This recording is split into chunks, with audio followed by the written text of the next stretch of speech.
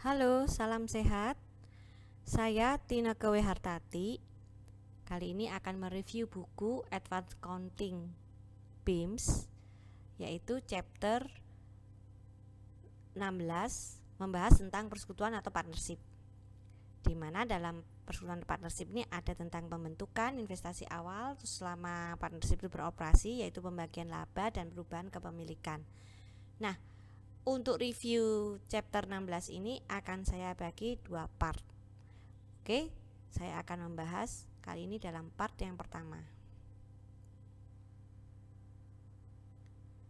Nah, tujuan dari chapter 16 ini tentang partnership itu ada 5 topik. Yaitu pertama kita akan mengerti tentang partnership itu sendiri, kemudian pencatatan pengukuran investasi awal sebagai topik kedua, topik ketiga pembagian keuntungan dan kerugian selama partnership itu beroperasi, keempat jika ada investasi partner baru di mana ada kondisi-kondisi yang akan dibahas, kemudian yang kelima jika ada partner yang berhenti atau mengundurkan diri. Oke, kita ke topik yang pertama yaitu karakteristik partnership. Persekutuan atau partnership itu adalah persetujuan di mana dua orang atau lebih menyelenggarakan usaha bersama, membagi keuntungan bersama, dan hubungan para pihak ini setara. Bentuk persekutuan itu ada persekutuan firma, dan CV, persekutuan komanditer. Dimana yang sering kita dengar itu CV ya. Oke, kemudian konsep yang dianut oleh persekutuan ini adalah mutual agency. Nah, mutual agency ini artinya benar-benar mengikat semua mitra dalam nama kemitraan, sehingga timbul yang namanya unlimited liability, di mana semua mitra bertanggung jawab atas semua hutang kemitraan, dan jika bangkrut maka mungkin diharuskan menggunakan aset pribadi untuk membayar utang kemitraan yang disahkan oleh mitra lain. Nah, itu unlimitednya, sehingga sampai menggunakan aset pribadi. Oke. Kemudian kita akan lihat. Nah, jenis sekutu ada dua ya, sekutu komanditer dan sekutu kerja atau pengurus. Untuk komanditer itu menyerahkan modal gitu ya, tapi tidak boleh mencampuri tugas sekutu kerja. Jadi dia akan tetap menerima keuntungan dari persekutuan. Kemudian kalau itu adalah sekutu kerja, maka dia yang bertugas mengurus persekutuan, juga memasukkan modal ya. Tapi biasanya kalau kayak gini dia akan menerima lebih seperti gaji allowance, salary allowance atau yang lainnya, atau bonus. Nah, itu akan dibahas waktu topik pembagian laba rugi. Oke. Perjanjian tertulis dalam persekutuan akan memuat bidang usaha yang akan dilakukan, detail dengan operasi bisnisnya, kemudian hak dan kewajiban setiap sekutu secara detail juga, kemudian investasi awal tiap sekutu, kemudian investasi awal itu bisa dalam bentuk kas maupun non kas, kemudian tambahan investasi yang terjadi, jika terjadi withdrawal drawing itu bagaimana perlakuannya, cara membagi laba rugi akan dibahas secara detail, apalagi kalau ada sekutu komanditer dan sekutu kerja tadi ya. Kemudian ada prosedur pembubaran sekutu tentang pembagian keuntungan dan kerugian pada saat pembubaran. Laporan keuangan sama dengan perusahaan pada umumnya akan digunakan sekutu untuk pembuatan keputusan tentang aktivitas persekutuan dan lainnya. Kreditor jika akan mengajukan kredit pada bank atau kreditor lainnya, kemudian juga untuk pajak. Nah, ini adalah secara umum persekutuan itu adalah A dan B menjadi satu. Biasanya namanya itu gabungan dari nama A dan B, transaksi berdiri pada umumnya. Kemudian yang perlu kita pelajari lebih dalam adalah jika terjadi perubahan ataupun pembagian modal dan likuidasi atau disolusi. Oke, sekarang topik yang kedua adalah investasi awal. Seperti biasa, jika terjadi investasi kita akan mengkreditkan modal, yaitu modal sekutu. Jika investasinya dalam bentuk non-kas, maka akan dinilai sebesar nilai wajar yang ditentukan. Nah, seandainya terjadi perbedaan antara nilai wajar dengan nilai kepemilikan, maka nanti ada dikenal metode bonus dan metode goodwill. Oke, kita langsung masuk ke dalam soal. Nah, ini jika investasi awal dalam bentuk kas, maka kas itu tidak perlu dinilai lagi ya, tidak perlu dinilai wajar ya, dinilai sebesar kas yang disetor gitu. Jadi tidak ada metode bonus maupun metode goodwill untuk investasi yang dalam bentuk kas. Ini contoh S dan Beck, dia mendirikan partnership dengan membawa cash sebesar $20.000. Untuk berikutnya, untuk penyebutan angka saya tidak menyebutkan dalam ribuan dan tidak menyebutkan satuan mata uangnya ya. Jadi kayak $20.000 akan saya sebut 20. Nah, jurnalnya maka untuk setoran dari S adalah cash, perusahaan menerima uang dari S, maka perusahaan itu akan mendebit cash, kreditnya S capital 20. Dan sama juga untuk Beck, cash pada B capital 20. Nah, sekarang contohnya apabila ada non-cash, maka non-cash ini akan dicatat sebesar fair value, di mana fair value itu secara teori ditentukan oleh appraisal, tapi secara praktis bisa juga disepakati oleh partner-partner dan disebutkan dalam akte pendirian, yaitu perjanjian tertulis persekutuan. Nah, ini ada contoh partnership yang didirikan oleh Cola dan Crown, di mana Cola akan memberikan investasi awalnya dalam bentuk tanah, di mana harga perolehannya 5, tapi dinilai wajar 10 fair value-nya. Juga dia akan menyetorkan building, nilai bukunya 30 tapi dinilai 40. Nah, angka yang menjadi fokus kita adalah yang fair value. Ini abaikan aja. Oke, maka total Cola akan menyetor investasi awalnya 50. Crown cash 7, kemudian inventory 35. Harga perolehannya atau nilai bukunya 28, ini hanya sekedar info. Maka Crown akan dinilai investasi awalnya sebesar 7 tambah 35, 42. Total investasi awal ini ada 92. Di jurnal untuk Cola Capital, maka land building 1040 pada Cola Capital 50. Untuk Cola Crown, maka cash 7, inventory 35 pada Crown Capital 42.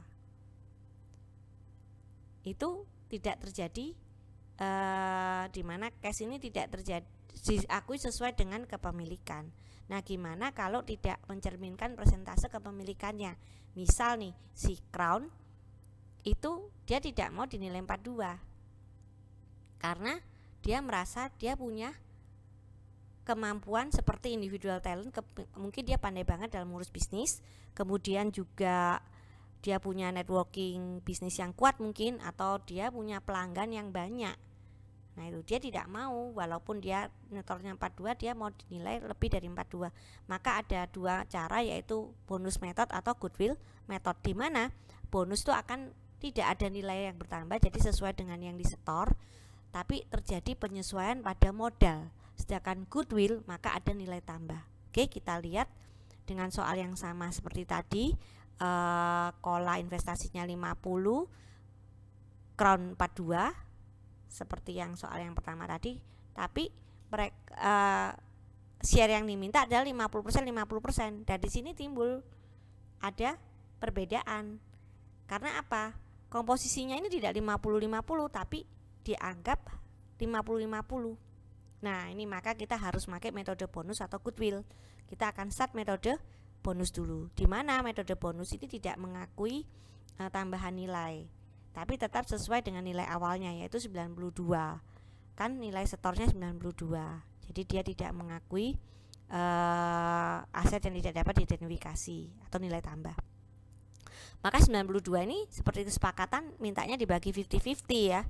Maka tiap partner akan mendapat 46, yaitu 92 yang berasal dari 10, 40 punya Kola, 735 punyanya Crown, 92 dibagi 2 yaitu 46. Maka di jurnal ini tetap cash 7, inventory 35, land 10, building 40 pada cash cap Kola capital 40, Crown capital Kola capital 46, Crown capitalnya juga 46. Jadi bukan 5042 tapi diakui 4646. Atau dapat dijurnal sebagai berikut, diakui seperti awalnya, land 10, building 40 sebagai investasinya Kola, maka Kola capital kredit 50. Kemudian Crown cash 7, inventory 35 pada Crown capital 42. Nah, kemudian dicatat bonus dari Kola ke Crown, di mana kan jadi 46. 50 jadi 46 maka berkurang 4. 42 jadi 46 maka bertambah 4. Oleh karena itu Kola capital berkurang 4 maka dia ada di debit. Kola capital Crown bertambah ada di kredit, Crown capital 4. Jadi bisa menjurnal jadi satu gini atau ini. Kalau metode goodwill maka kita harus cari nilai tambahnya, di mana nilai tambah ini dilihat dari posisi modal yang besar, yaitu Kola 50, tapi nanti dia mempunyai 50%, maka 50 dibagi 50% adalah 100. Nah, ini ada implied fair value yang naik, yang semulanya hanya 92 sekarang dinilai 100, maka timbul goodwill 8. Goodwill ini akan diperoleh oleh Crown dengan hitungan seperti tadi, Kola dan Crown setuju equal 50-50. Maka kita cek Kola itu kan nyetornya 10 sama 40, jadi 50 bagi 50%, share-nya 100. Crown dia kasih 7 dan 3542 dibagi 50 share-nya itu 84, maka gede besaran 100, maka nilai 100 yang kita ambil. Jadi nilai investasi sekarang bukan 92 tapi sekarang nilai 100, di mana dibagi equal share, maka Kola dapat 50 yaitu 50% dari 100, Crown juga dapat 50% dari 100 maka 50. Nah, si Kola tidak mengalami pertambahan karena land-nya 10, building-nya 40, sama aja 50 modalnya. Memang Crown mengalami tambahan di mana dia invest cash 7, inventory 35 maka total 42, terus dinilai 50 maka timbul goodwill 8. Maka jurnalnya bisa land 10, building 40 punyanya Kola capital 50, kemudian cash 7, inventory 35 pada Crown capital 42. Nah, goodwillnya, jadi ini goodwill pada Crown capital 8 karena yang dapat goodwill kan Crown. Jadi beda ya dengan bonus. Kalau bonus itu nilai totalnya tetap 92, sehingga yang di debit ini Kola capital yaitu bonus Kola ke Crown. Tapi kalau goodwill itu bertambah, nilainya jadi 100, 50, 42, 8, 100. Makanya ini goodwill bukan Kola capital. Atau jurnal ini dapat di jurnal langsung aja diakui goodwill di sini, yaitu Kola tetap ya land 10, building 40, Kola capital 50. Nah, untuk Crown bisa dijadiin satu aja langsung, cash 7, inventory 35, goodwill 8, Crown capital 50. Nah, itu untuk investasi awal. Gimana kalau terjadi pengambilan modal? Kalau terjadi pertambahan modal mah seperti biasa ya, cash atau apa yang disetor pada modalnya sekutu yang terkait. Biasanya sih tambahannya berupa cash. Nah, tok penarikan nanti ada dua jenis, yaitu withdrawal atau drawing. Withdrawal itu seperti prepay, biasanya jumlahnya besar. Drawing itu berkala, contohnya seperti gaji. Oke, kita lihat satu-satu. Seandainya jadi withdrawal itu biasanya jumlahnya besar dan tidak teratur, maksudnya tidak siap kali, ini kayak pengambilan prepay, maka langsung mengurangi capital. Contoh misalnya Smith ini mengambil 20 dari perusahaan, maka perusahaan kan kasih Smith uang 20, maka cash perusahaan berkurang ada di kredit, mengurangi modal Smith. Jadi Smith capital pada cash 20. Tapi kalau terjadi drawing itu relatif kecil jumlahnya dan biasanya teratur setiap bulan atau setiap 2 bulan, nah seperti itu. Nah, ini dicatat di drawing dulu, nanti pada akhir periode akan ditutup ke capital. Biasanya yang namanya drawing ini seperti drawing allowance atau salary allowance. Nah, sebagai contoh, ini ada To dan Lee. To dan Lee tiap bulan drawing 1.000. Maka di jurnal To drawing pada cash karena perusahaan memberikan uangnya sebesar 1.000, bukan capital tapi To drawing pada cash. Lee juga sama, Lee drawing pada cash 1.000. Nah, ini untuk 1 bulan Januari. Kalau seandainya ini tutup tahunnya bulan 12, 1 tahun, maka kan total drawingnya 12. Nah, waktu tutup itu dilakukan ke capital. Maka To capital pada To drawing 12, di mana 12 ini dapat dari 1.000 kali 12 bulan. Ini berlaku sama sih dengan Lee. Akan ditutup Lee drawingnya, yaitu apa jumlahnya? Lee capital pada Lee drawing sama jumlahnya sebesar 12, yaitu dari mana? 1.000 kali 12 bulan. Nah, itu tentang drawing. Sekarang kita topik kedua, yaitu pembagian keuntungan dan kerugian selama periode operasi partnership. Nah, di sini perlu diingat partner itu bukan karyawan. Maka dia mendapat pendapatan itu reward adalah laba partnership. Ini ada hitung-hitungannya. Kalau ada pengeluaran pribadi dikeluarkan dari beban partnership, ya. Terus ada drawing dan withdrawal. Maka hitung-hitungannya adalah modal awal. Ini untuk sekutu yang terkait ya. Modal awal sekutu ditambah investasi yang dilakukan oleh sekutu dikurangi drawing atau withdrawal yang dilakukan sekutu. Kemudian ada pembagian, kalau laba menambah, kalau rugi mengurang, itu adalah modal akhir dari sekutu. Oke, ini ada contoh di mana sekutuan itu adalah Red dan Yan yang setuju membagi laba persekutuan dengan rasio 60-40%. Nah, ini ada soalnya, labanya itu adalah 34.500, di mana modal awal Red adalah 40 dan Red melakukan investasi 5 selama tahun 2016, tapi Red juga ada drawing 6. Sedangkan Yan modal awalnya 35, dia melakukan drawing 9 dan withdrawal 3. Maka kita hitung sendiri-sendiri dulu. Untuk Red modal awalnya 40, kemudian dia melakukan tambahan investasi 5 tapi mengambil drawing 6, dikurangin. Maka modalnya posisi terakhirnya 39. Sedangkan Yan 35 tapi dia mengambil drawing 9 dan withdrawal 3. Maka 35 dikurangi 3 dan 9 jadi 23. 39 dan 23 ditambahkan 62. Ini bukan komposisi 40-60, tapi kita tidak melihat itu. Kita melihat dia sudah sepakat membagi laba itu 60-40.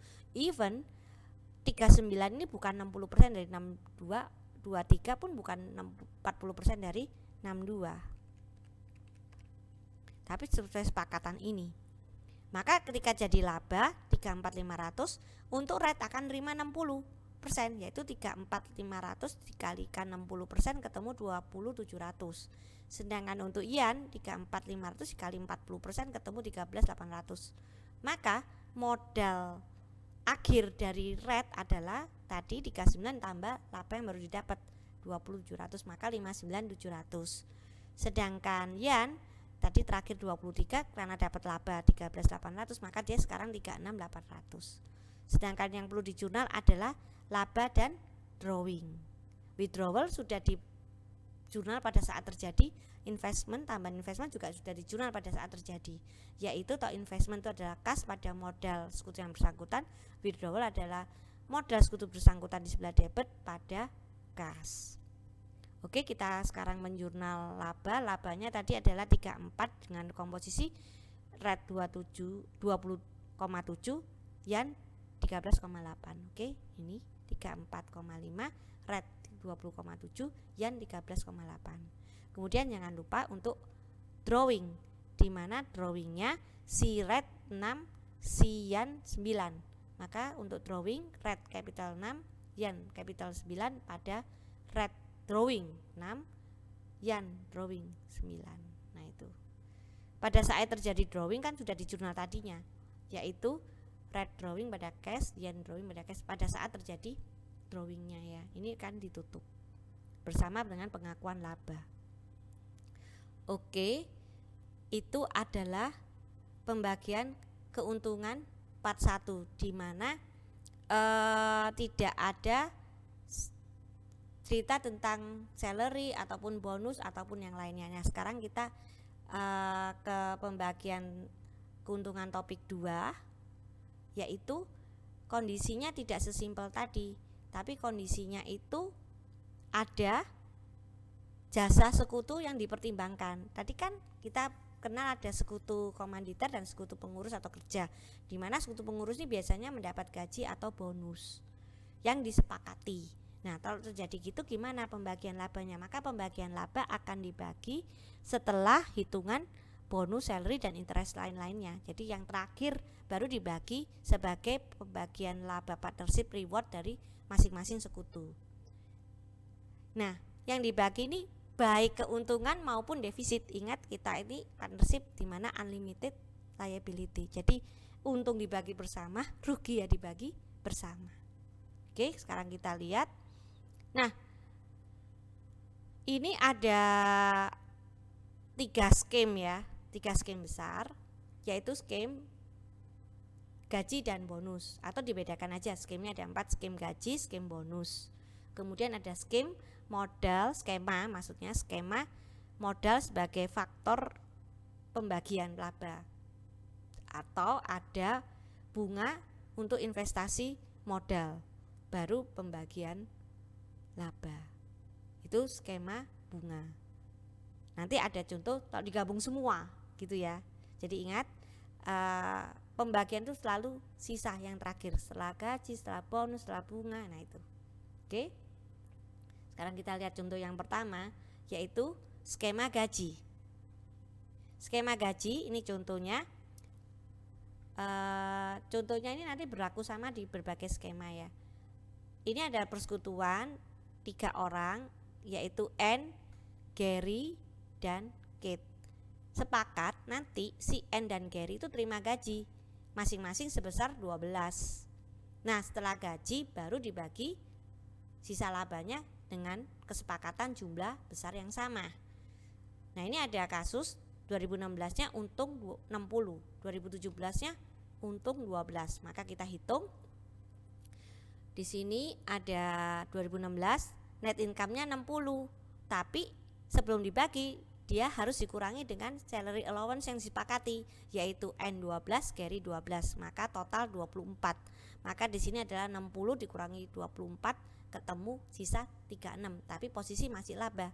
Nah, laba dibagi 3, yaitu 12, 12, 12. Maka total yang diterima N adalah gaji 12 dan pembagian laba 12, maka 24. Gary pembagian gaji 12, pembagian laba 12, total 24. Sedangkan Kate hanya menerima pembagian laba yaitu 12. Maka jurnalnya ini akan ditotal harus sama dengan yang di atas ya. Kalau di atas 60, makanya totalnya harus 60. Nah, income summary ini akan posisinya di debit, sedangkan kalau ini posisinya positif, dia posisinya di kredit. Maka ini debit 60, N 24, 24, 12. Oke, kita lihat dulu untuk 2017. 2017 labanya 12, harus dibagi gaji dulu. Gajinya N 12, gajinya Gary 12, maka total 24. Tapi labanya cuma 12, maka terjadi kerugian 12, yaitu 12 dikurangi 24, maka kerugiannya 12.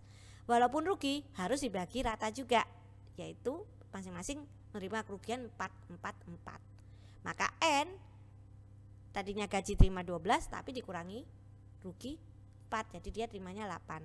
Gary sama, dia gajinya 12 tapi terima rugi 4, jadi 8. Sedangkan Kate menanggung kerugian aja 4, gitu ya. Maka jurnalnya tadi seperti saya bilang, ini totalnya harus sama dengan net income. Ini kan 8 tambah 8 dikurangi 4 sama dengan 12. Nah, kalau ada posisi negatif itu letaknya di debit. Oke, kita lihat yang dulu dengan 2016 di positif semua dan 60. 24, 24, 12. Maka sama income summary debit 12, N 24, Gary 24, Kate 12, sesuai dengan tabel ini.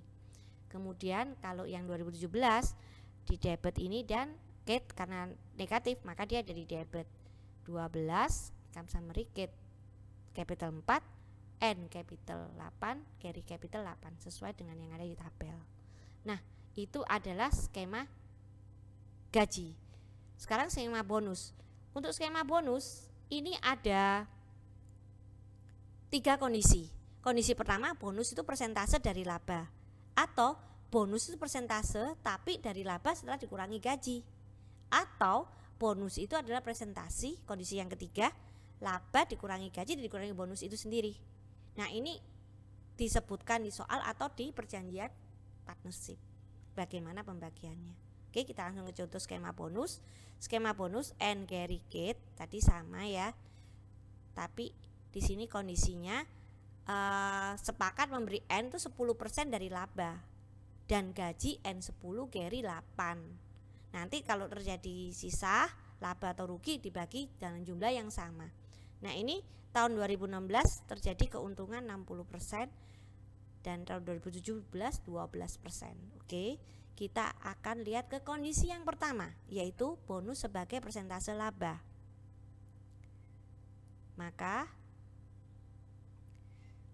tadi 2016 itu kan 60 dikurangi bonus dulu, yaitu 10% seperti yang disepakati, 10% untuk N. Maka 60 kali 10% 6 itu untuk N. Kemudian dikurangi salary. Salary-nya tadi N10 carry 8. Nah, ini 10 8 maka total 18. Terus 60 ya. 60 kurangi 6, kemudian dikurangi 18 yaitu dari 10 tambah 8 ini. 60 dikurangi 6 dikurangi 18 sisa laba 36. Nah, 36 ini dibagi 3, 12 12 12. Maka N akan menerima 6 ditambah 10 ditambah 12 28. Carry akan menerima 8 dari gaji, 12 dari laba, 20 totalnya. Kalau N tadi ada tambahan bonus ya. Kemudian Kate hanya menerima pembagian lagi 12. Untuk tahun 2017 keuntungannya 12, maka dibagi bonus dulu 10%, 12 kali 10% 1,2 untuk N. Kemudian gaji 18, dimana N terima 10 carry terima 8, maka 12 dikurangi 1,2 dan dikurangi 18, maka terhibur rugi 7,2. Rugi pun harus ditanggung bareng-bareng juga, maka dibagi 3, 2,4, 2,4, 2,4. Maka N menerima bonus 1,2, gaji 10 dan rugi 2,4, maka 8,8. Carry menerima gaji 8, rugi 2,4, maka terima 5,6. Sedangkan Kate menanggung kerugian 2,4. Oke, jurnalnya seperti yang ada di sini. Ini ada di debit, ini ada di kredit. 28, 20, 12. Maka adalah 60, N28, carry 20, Kate 12 sesuai dengan di tabel. Kemudian yang tahun 2017 yang ada di debit adalah net income dan posisi modal yang negatif, yaitu Kate 2,4 dan N 8,8 dan carry 5,6 ada di kredit. Ini 12 income summary, Kate 2,4, N di debit, N capital di kredit 8,8, carry 5,6. Itu adalah skema bonus yang pertama. Skema bonus kondisi yang kedua, laba dikurangi salary dulu, baru hitung-hitungan bonus. Maka seperti ini. Maka labanya 60 dikurangi gaji dulu. Kurangi gaji ya, tadi saya salah yang nyebutnya. Laba dikurangi gaji dulu baru hitung bonus. Maka dikurangi gaji dulu. N 10 carry 8 maka 18, 60 dikurangi 18 ketemu 42. Nah, 42 ini yang jadi 10% bonus untuk N, maka 4,2 untuk N. 42 dikurangi 4,2 masih laba 7,8 dibagi 3 ketemu 12,6 masing-masing sekutu. Maka N akan menerima gaji 10, bonus 4,2 dan laba 12,6, maka total 26,8. Sedangkan Gary akan terima gaji 8, laba 12,6 maka 20,6. Sedangkan Kate terima laba aja 12,6. Untuk tahun 2017 sama 12 tapi dibagi gaji dulu. Ini adalah skema bonus kondisi yang kedua. Nah, gajinya 18, 10 untuk N, carry 8. Maka 12 dikurangi 8 itu terjadi rugi. Kalau terjadi rugi maka bonus tidak ada. Jadi ingat, jika terjadi kerugian bonus itu batal.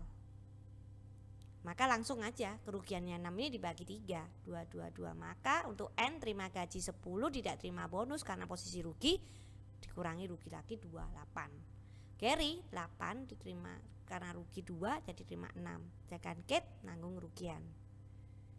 Di jurnal ini untuk jurnal tahun 2016 60 dengan posisi ini sama ya, 60 N 268, carry 26, Kate 12,6. Oke, ini ya sesuai. Nah untuk tahun 2017 12 ada di debit karena Kate negatif, maka dia ada di debit juga. Yang positif N dan Gary ada di kredit 8 dan 6. Oke, ini 12 Kate 2, N 8, Gary 6. Oke, sekarang kita ke skema bonus kondisi yang ketiga, yaitu laba dikurangi salary dikurangi bonus gitu ya. Maka caranya dengan soal yang sama, maka kita harus cari bonusnya dulu dengan cara rumus matematik, yaitu 10%, bonus kan 10%. 10% dari apa? Labanya ini kan kita hitung yang tahun 2016 dulu ya. 6.000 dikurangi salary, ini sesuai rumus ini, laba dikurangi salary dikurangi bonus sendiri. Maka rumus matematik dihitung, akhirnya ketemu 3.818. Maka masuk di sini 60 dikurangi 18 dulu seperti ini, laba dikurangi gaji 18 dimana 10 untuk N, 8 untuk Gary. Maka 60 ini menjadi 42, tapi bukan dikali 10% sekarang. Karena apa? Sudah dihitung ini bonusnya 3818. Jadi tidak seperti tadi ya. Maka 42 dikurangi 3818 ketemu 38182. Dibagi 3 ini enggak pas koma-koma. Kita bulatkan aja yang sekutu yang terakhir ini jadi 8. Kalau seandainya Anda mau ini 7 terus ini 8 ya tidak apa-apa. Yang penting totalnya 38182. Ini kan karena pembulatan ya. Nanti taruh yang paling belakang. Maka si N akan terima 10 gaji, bonusnya 3.818 ya. Dari hasil itu matematik tadi ditambah laba 12.727. Sedangkan Gary terima gaji 8 ditambah laba 12.727 ketemu 20.727. Tadi yang N ketemu 26545. Sedangkan Kate hanya dapat laba 12.728. Untuk tahun 2017 gak usah dihitung ini karena apa? Dia labanya kan 12 dikurangi gaji aja sudah minus, gak ada bonus, maka tidak melalui ini. Lain kalau tahun 2017 itu 72, maka harus hitung 72 dikurang 18. Nah itu hitungan matematik lagi. Tapi tidak dihitung karena apa? 12 dikurangi gaji aja sudah rugi, maka no bonus, gak usah dihitung lagi. Ini kondisinya sama dengan kondisi yang kedua tadi. Karena rugi 6, maka dibagi rata 2. Maka si N terimanya 10 kurangi 2, Gary 8 kurangi 2, sedangkan Kate mengalami rugi 2. Jurnalnya seperti tadi sama. Jika positif semua itu akan ada di kredit, terus labanya di debit 60 dengan angka-angka ini sama. Anda bisa lihat. Sedangkan yang 2017 sama dengan kondisi kedua karena tidak ada bonus. Maka laba ini posisi minus jadi di debit si Kate, terus N dan Gary masing-masing di kredit 8 dan 6. Ini 12, ini 8 dan 6. Nah, itu adalah skema bonus.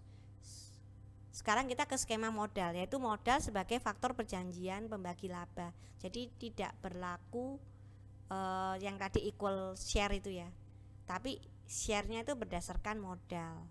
Nah modal ini bisa dipakai dasar tuh modal awal atau modal rata atau modal akhir, dimana modal akhir itu adalah modal awal dikurangi withdrawal ditambah investment, tapi drawing tidak dihitung di sini ya.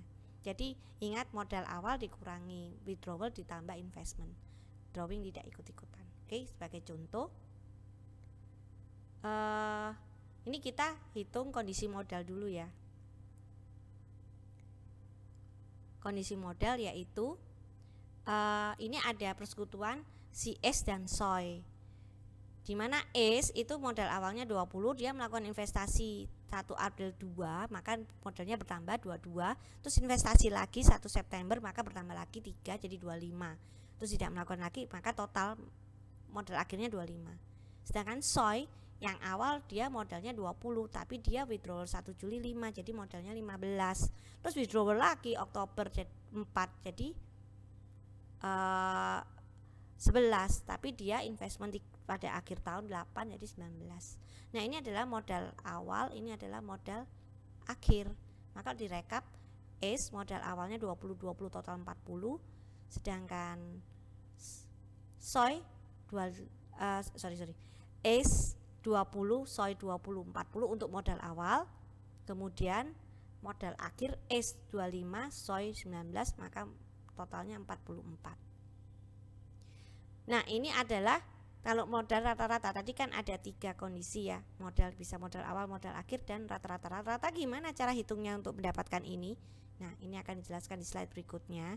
Ini terkait dengan yang di sini, di mana dilihat posisi modalnya di setiap bulannya. Nah, ini Ace itu kan modal awalnya 20, dan 20 ini berlangsung sampai 1 April, alias saldo modalnya itu 20 terus sampai awal April. Jadi Januari 20, Februari 20, Maret 20.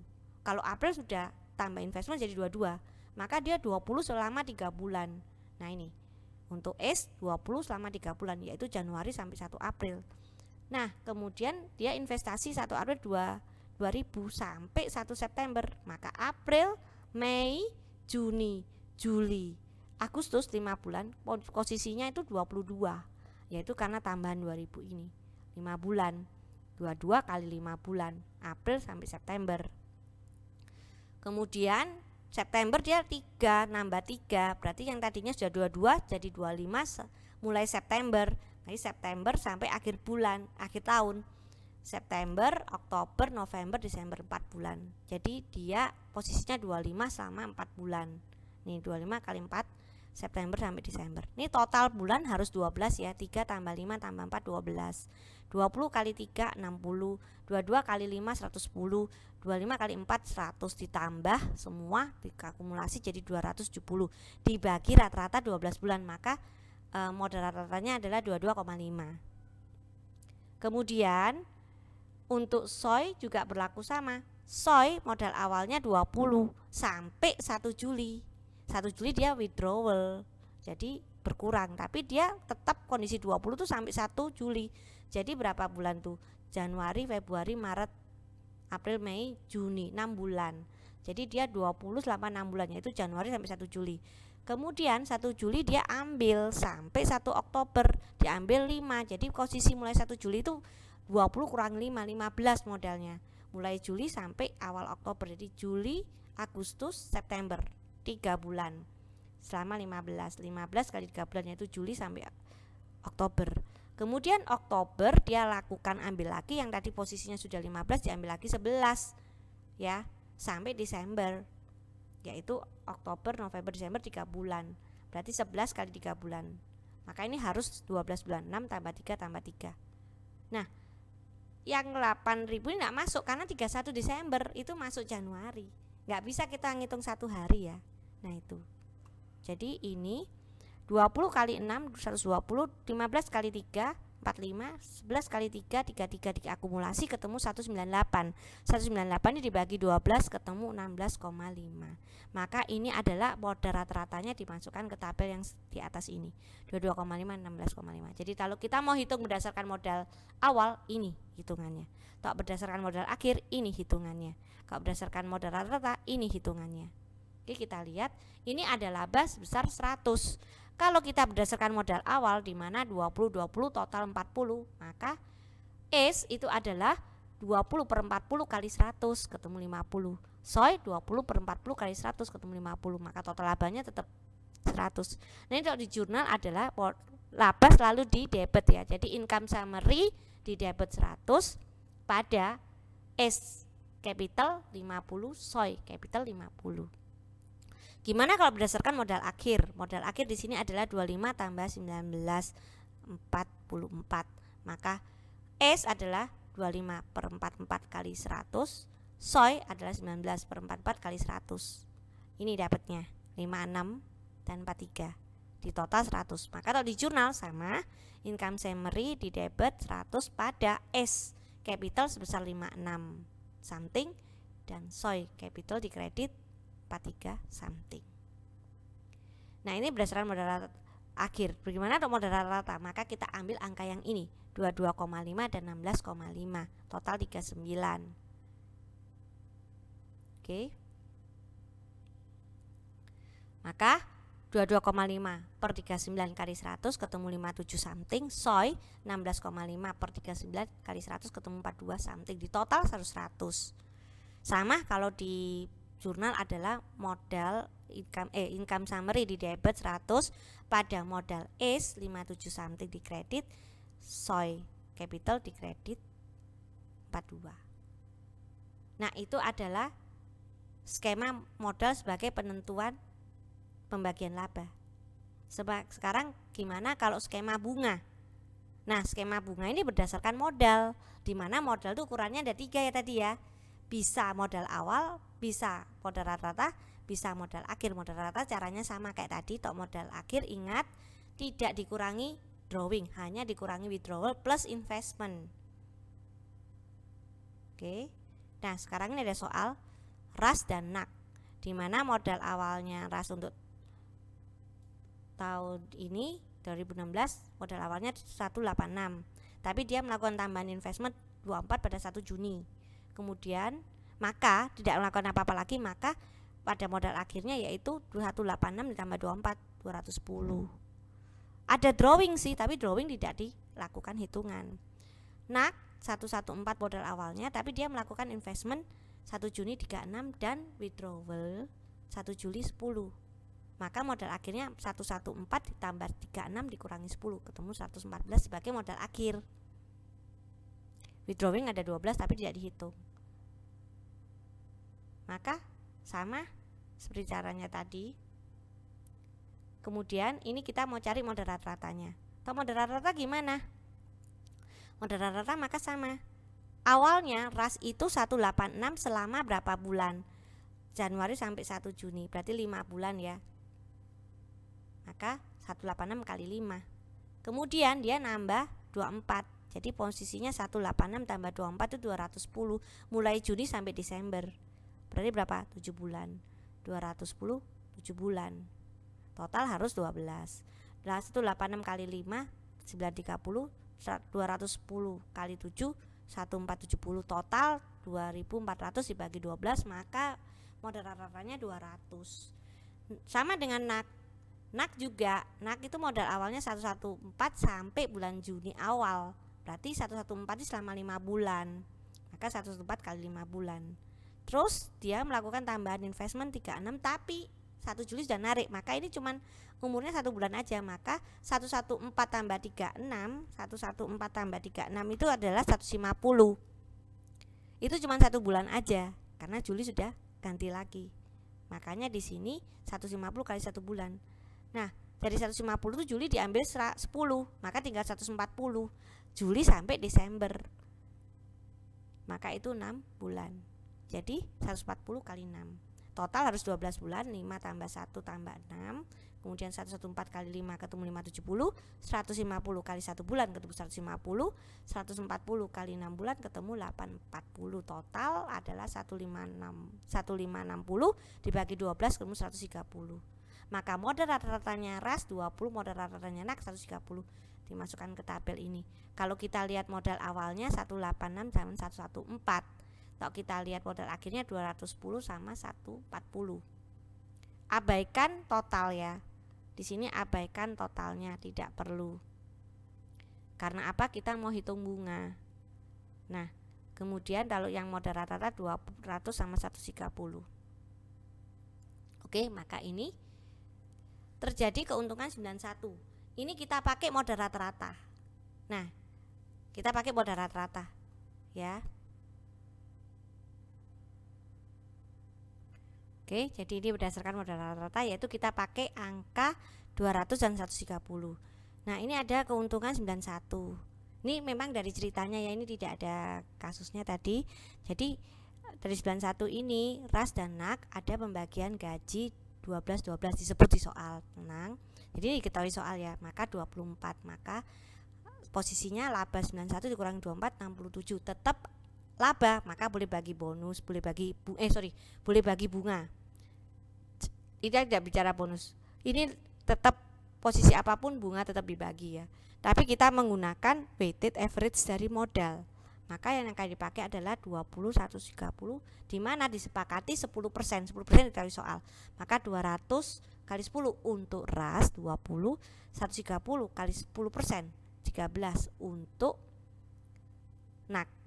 Maka 67 dikurangi 20 dikurangi 13 masih laba 34. Ini yang dibagi equal sesuai perjanjian. Ini juga disebutkan di soal kalau equal 17. Maka RAS akan menerima gaji 12, pembagian bunga 20 dan labanya 17, maka 49. NAK akan menerima gaji 12, bunganya 13 dan laba 17, maka 42. Total 91. Jika terjadi rugi 3.000, gimana hitungannya? Maka sama 3.000 gaji tetap dibagi 12 12 24, maka ruginya tambah besar ya. Ruginya tambah besar. Tetap dibagi bunga 210 kali 10% untuk RAS, 130 kali 10% untuk NAK. Maka 27 rugi itu tambah gede lagi, dikurangi 20 dikurangi 13, jadi ruginya lebih besar lagi 60. Rugi ini dibagi juga rata oleh RAS dan NAK sesuai dengan perjanjian. Maka RAS akan menerima gaji 12, bunga 20 tapi dikurangi kerugian 30, maka 2. NAK terima gaji 12, bunga 13 dikurangi 30, maka dia minus modalnya 5. Nah ini cocok dengan kondisi ini. 2 dikurangi 5 sama dengan minus 3, sama dengan net loss. Oke, sekarang kita jurnal. Kalau posisinya positif maka laba di debit, modal di kredit. Dimana RAS 49, NAK 42, labanya 391. 91, RAS 49, NAK 42. Tapi jika terjadi rugi ini posisinya berlawanan. Jadi kalau tadi laba itu ada di debit, maka rugi ada di kredit.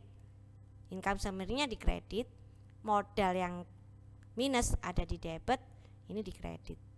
Jadi yang ada di debit cuman modal NAK, di kreditnya rugi 3.000 dan modal RAS 2.000. Oke, kita lihat ini. NAK capital 5.000, RAS capital 2.000, income summary 3.000. Nah itu. Jadi kita sudah bahas skema gaji, skema bonus ada 3, skema modal ada 3 kondisi, skema bunga juga ada 3. Nah gimana kalau misalnya campuran, digabung semua nih kondisinya? Ya kita kerjakan sesuai yang tertulis dan sesuai yang disepakati. Ini sebagai contoh ya, partnershipnya Tom dan Betty. Dia setuju membagi gaji 60-30. Terus nanti Betty juga dapat bonus.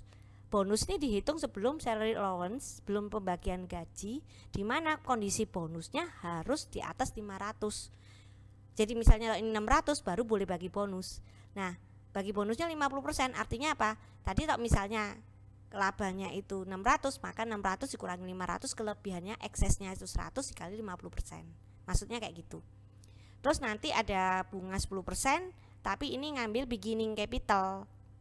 Jadi kita tidak usah ngitung rata-rata ataupun modal akhirnya berapa, nggak usah bingung. Jadi beginning capital modal awalnya 400 dan 350. Nanti kalau terjadi rugi atau laba dibagi 60-40, bukan equal ya, bukan sama. Tom 40, Betty 4. Tom 60, Betty 40. Nah ini labanya tahun 2016 660, laba tahun 2017 120. Oke, kita lihat untuk tahun 2016 itu adalah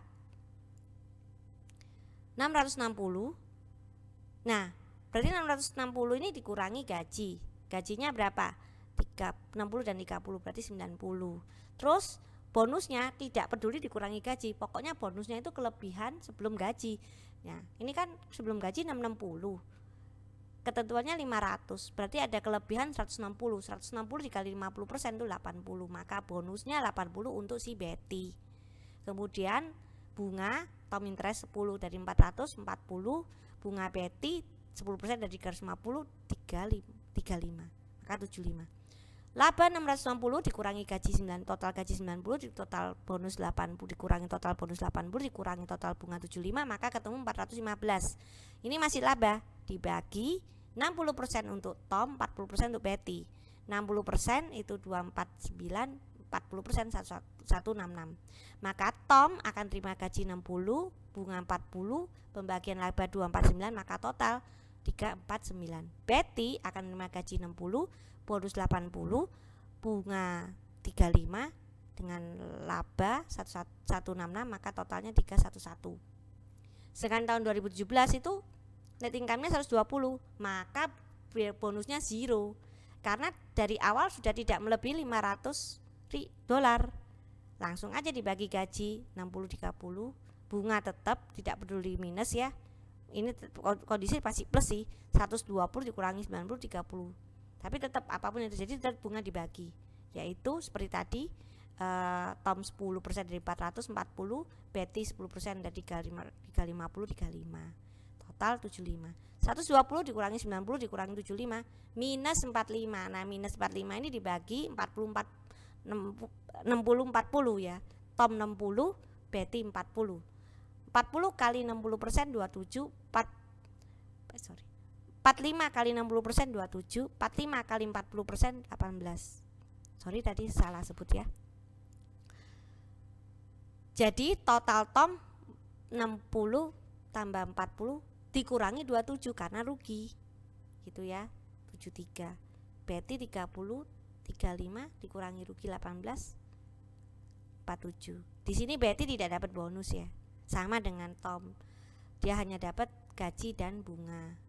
Sama kerugian, bonus tidak dihitung karena tidak lebih dari 500. Maka ini di total sama dengan 120. Maka jurnalnya sama, ini di total 620 di debit, ini semua di kredit. 650, 349 dan 311. Demikian juga 2017 73 dan 47 sama 120 di debit. Nah ini. Oke. Nah, maka kita selesai topik ketiga, di mana topik pertama kita membahas partnership, topik kedua kita membahas tentang pengukuran investasi awal, dan topik ketiga ini adalah kita membahas tentang pembagian laba rugi dengan berbagai skema. Kita akan masuk ke topik 4 yaitu perubahan kepemilikan persekutuan, tapi di video yang kedua. Oke, sampai ketemu di persekutuan part 2. Terima kasih atas perhatiannya. Stay safe.